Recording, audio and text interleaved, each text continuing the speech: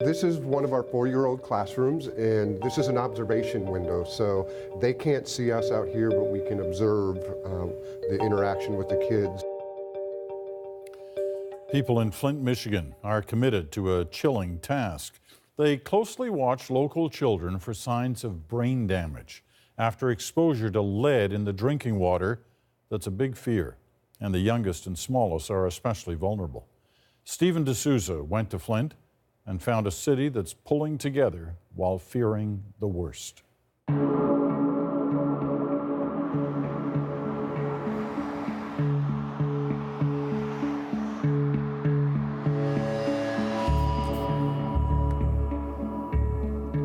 Sarah Kahn's kitchen can be a busy place, but one part that doesn't get much attention, the faucet. They don't even give the tap water to the dog. Just normal things like brushing your teeth or trying to make food or even give water to your pets.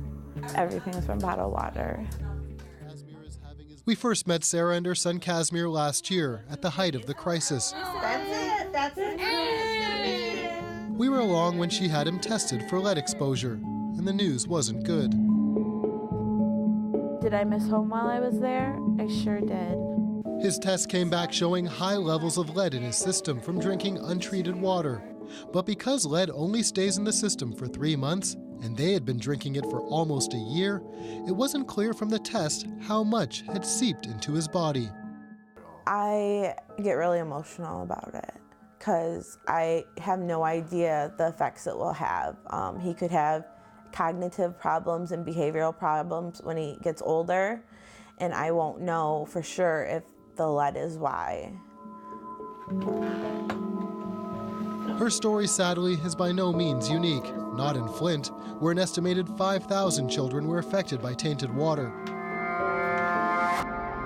It began in spring 2014, when Flint switched its water supply from Detroit's system to the Flint River to save money. The city didn't properly treat the more corrosive river water, causing lead from the aging pipes to leach into the system.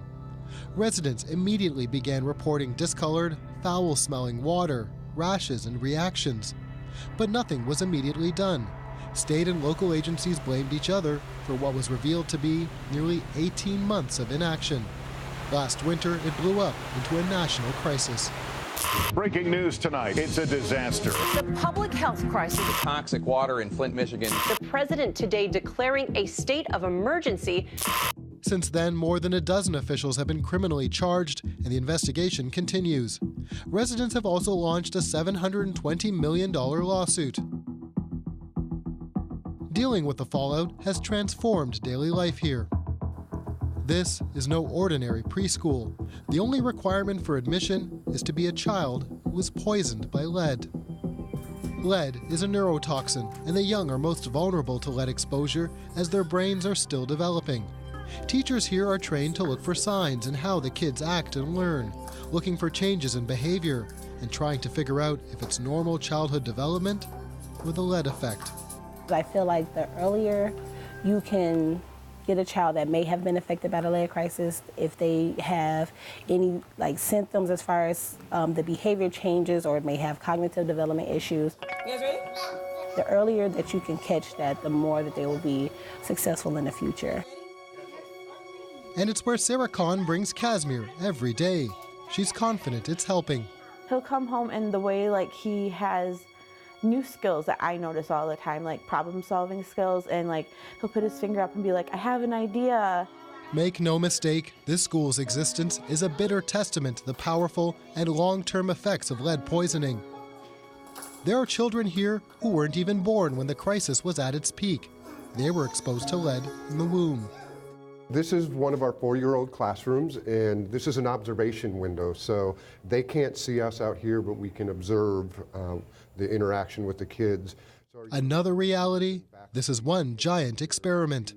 Our motto, it's play. Bob Barnett is the Dean of Education at the University of Michigan, Flint. We're really on the forefront of the research because this has never happened before on this scale. And the scale is about to get bigger. This school is maxed out with a waiting list. That's why ground was just broken for a second school. The sad irony is not lost on Barnett. On the one hand, it's some of the greatest work that I've ever been involved with, and we're helping kids who would not otherwise have a chance at getting the kind of help. But knowing what caused this is, how can you help but not be angry at a system where the trust has been eroded? Please, on my teeth. Clearly, these kids don't have that anger. As we discovered, they're just really curious, happily oblivious to the fact they may have been saddled with the handicap so soon out of the gate. Welcome to Toddlerville. So the young people are armed with... But what about the older kids, those who do know that they have been poisoned? Kent Key knows about that. He's a researcher at Michigan State's College of Human Medicine, and he's been talking with teenagers and their parents.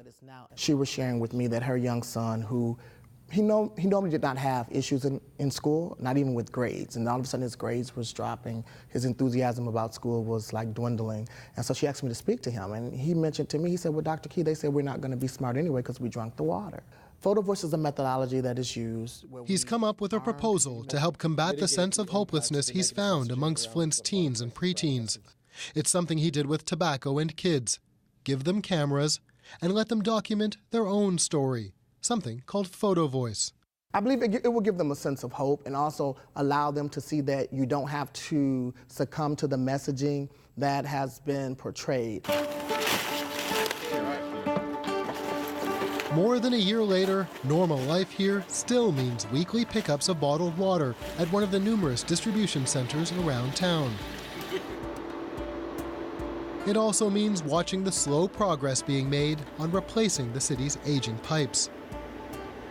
That right there is one of the lead pipes that's at the heart of the problem here. As you can see, it's not easy to rip out and replace. So far, the city has done about 800 in the last year, but they still have thousands of more homes to go, and they estimate it's going to take at least another 2 to 3 years to get it all done. But as we discovered, even that might not be enough for some here. Will I use my water now? I don't know.